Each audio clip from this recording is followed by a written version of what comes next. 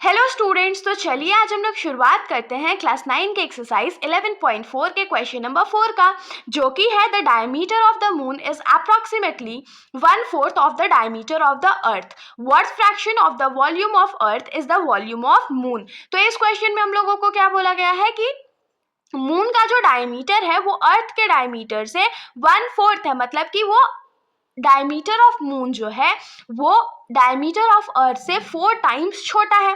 एक रिलेशन हम लोगों को पता चल गया। अब आगे इस क्वेश्चन में क्या बोला गया है कि हम लोगों को बताना है कि ऐसा कौन सा फ्रैक्शन है जिसमें हम लोग रिलेशन बता सकते हैं वॉल्यूम ऑफ अर्थ और वॉल्यूम ऑफ मून के बीच में। एक तरह से आप लोग ये भी समझ सकते हो, फ्रैक्शन यहाँ पर पूछा गया मतलब कि रेशियो पूछा गया है। रेशियो क्या है वॉल्यूम ऑफ अर्थ और वॉल्यूम ऑफ मून का। तो क्वेश्चन बहुत ज्यादा डिफिकल्ट नहीं है, बहुत सिंपल सा क्वेश्चन है। सेम ऐसा क्वेश्चन हमने इस चैप्टर के सेकंड एक्सरसाइज में भी करा था, जिसमें बस डिफरेंस क्या था कि यहाँ पर हम लोग वॉल्यूम्स के रेशियो के बारे में बात कर रहे हैं और वहाँ पर हमने सरफेस एरिया का वॉल्यूम रेशियो जो है वो निकाला था। तो अब यहाँ पर शुरुआत करते हैं। तो सबसे पहले हम लोग यहाँ पर क्या लिखेंगे, क्योंकि देखिए अर्थ बड़ा होता है इसीलिए हम लोग अर्थ के डायमीटर को कैपिटल डी से रिप्रेजेंट करेंगे, और मून छोटा होता है इसीलिए हम लोग मून के डायमीटर को स्मॉल डी से रिप्रेजेंट करेंगे। अब यहाँ पर हम लोग क्या लिखेंगे, let capital D represent the diameter of earth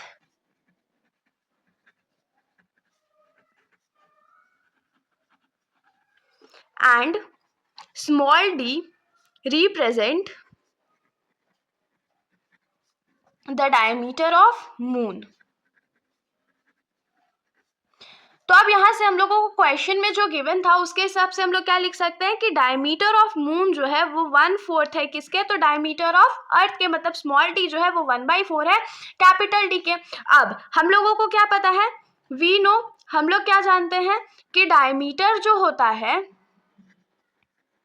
वो 2 इंटू रेडियस के बराबर होता है, मतलब कि जब रेडियस को हम लोग 2 से मल्टीप्लाई करेंगे तब हम लोग डायमीटर का वैल्यू निकाल सकते हैं। तो यहाँ पर हम लोग एक स्टेटमेंट और क्या लिखेंगे कि let capital R represent the radius of earth and small R represent the radius of moon. मतलब कि हम लोग यहाँ पर कैपिटल आर से अर्थ के रेडियस को रिप्रेजेंट करेंगे और स्मॉल आर से हम लोग मून के रेडियस को रिप्रेजेंट करेंगे। अब तो हमने यहाँ पर फॉर्मूला भी देखा कि डायमीटर जो होता है वो 2 इंटू रेडियस के बराबर होता है। तो अगर इसको हम लोग इक्वेशन 1 मान ले तो हम लोग यहाँ क्या लिख सकते हैं कि फ्रॉम इक्वेशन 1 से क्या लिख सकते हैं, 2 इंटू स्मॉल आर जो होगा वो किसके बराबर होगा, तो 1/4 इंटू ये डायमीटर ऑफ अर्थ है तो 2 इंटू रेडियस ऑफ अर्थ, और यहाँ पर क्या था तो 2 इंटू रेडियस ऑफ मून। तो अब देखिए ये जो 2 है वो लेफ्ट साइड में भी प्रेजेंट है और राइट साइड में भी प्रेजेंट है, तो हम लोग इसको क्या करते हैं, सिंपली कट आउट कर देते हैं। तो यहाँ से हम लोगों को वैल्यू क्या मिलेगा कि स्मॉल आर जो है वो 1/4 इंटू कैपिटल आर है। तो हम लोग इसमें लिख सकते हैं ना कि रेडियस ऑफ मून जो है वो 1/4 है रेडियस ऑफ अर्थ के। अब इतना हम लोग इसको लिखने नहीं वाले, हम लोग सिंपली क्या करते हैं, ये जो 4 इस साइड राइट साइड पे डिवाइड में है उसको लेफ्ट साइड भेज देते हैं, तो ये मल्टीप्लाई में चला जाएगा। तो ये क्या हो जाएगा, 4 into small R is equals to capital R. यहाँ पर हम लोगों को एक जो है रेशियो मिल चुका है या एक रिलेशन मिल चुका है। अब यहाँ से हम लोग क्या लिखेंगे कि now volume of earth, volume of अर्थ क्या हो जाएगा, अर्थ शेप का क्या होता है, स्फीयर होता है, तो ये क्या हो जाएगा 4/3 पाई कैपिटल आर का क्यूब। कैपिटल आर का क्यूब क्यों, क्योंकि वॉल्यूम ऑफ अर्थ में हमने ये देखा कि रेडियस ऑफ अर्थ जो है वो कैपिटल आर से रिप्रेजेंट करा था, इसीलिए इसको हमने कैपिटल आर ही रहने दिया।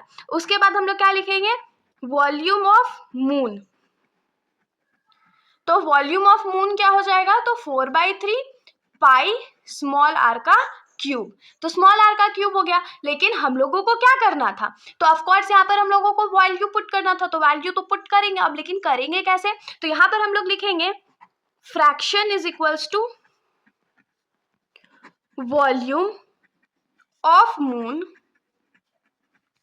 Divided by volume of earth.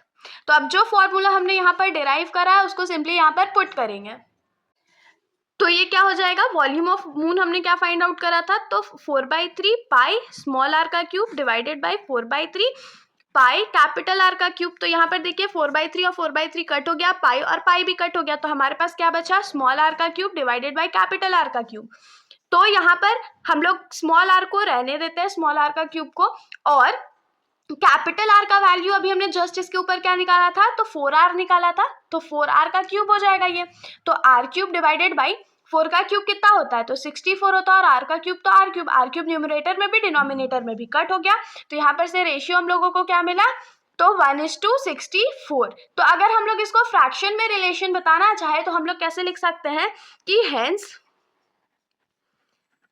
The volume of moon is equals to क्या हो जाएगा, तो 1/64 इंटू वॉल्यूम ऑफ अर्थ। इसका मतलब यहाँ से हो गया कि वॉल्यूम ऑफ मून जो होता है वो 1/64 टाइम्स होता है वॉल्यूम ऑफ अर्थ के, और यही हमारा आंसर है।